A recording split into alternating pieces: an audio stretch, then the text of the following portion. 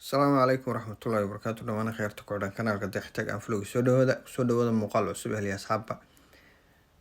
maanta muuqaalkeeni wuxuu ku saabsan yahay su-aal la weydiiyey 2021 bishii lixaad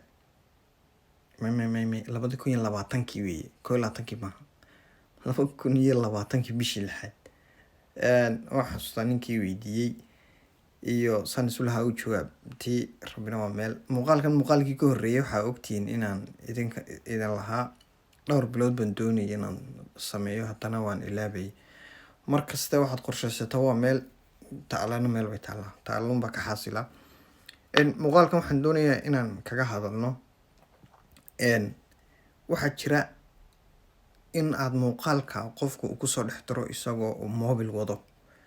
imika kanaalkayga oo kale anigoo mobil aad kasii dhex daawanaysaan marka waqtigaa waxaa jirtay intro aan sameeyey oo uu qofkaa su-aasha weydiinaya ku arko igu lahaa sidee loo sameeyaa marka muuqaalkaasaan sameynaa kusoo dhawaada muuqaalkeena maanta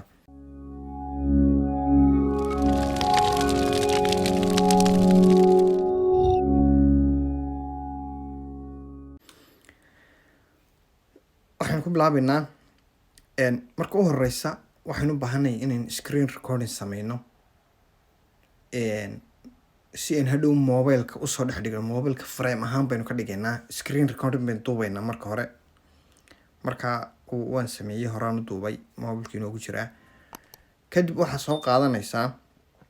frameka aad dooneyso haddaad u baahan tahay iminka google-ka kalean aadayaa framadaas green screenka ama framekaasoo keliya khaliyaad soo qaadan kartaa mobilkaasoo keliya ama haddii aad xitaa dooneyso sidii qof ma garanaysaa joogo oo kale isla studiogiisa oo kale jooga ayaad soo raadsanaysaa sawirada qaar ka mid a markaa waxaa inoo soo qaaday bal toos waxaynu tegaynaa applicationkii CapCut markaana marsha applicationka CapCut baad saa usoo fureysaa new project baad leedahay new project markaad tiraahdo waxaad soo qaadanaysaa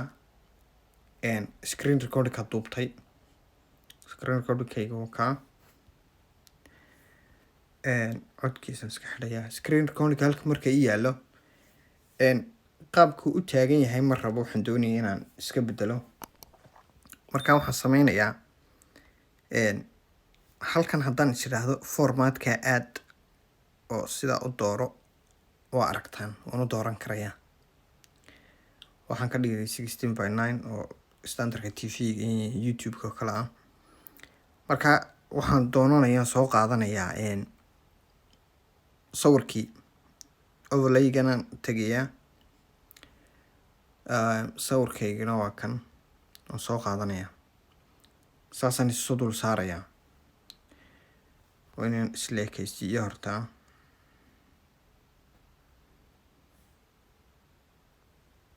intaa yaree iska jar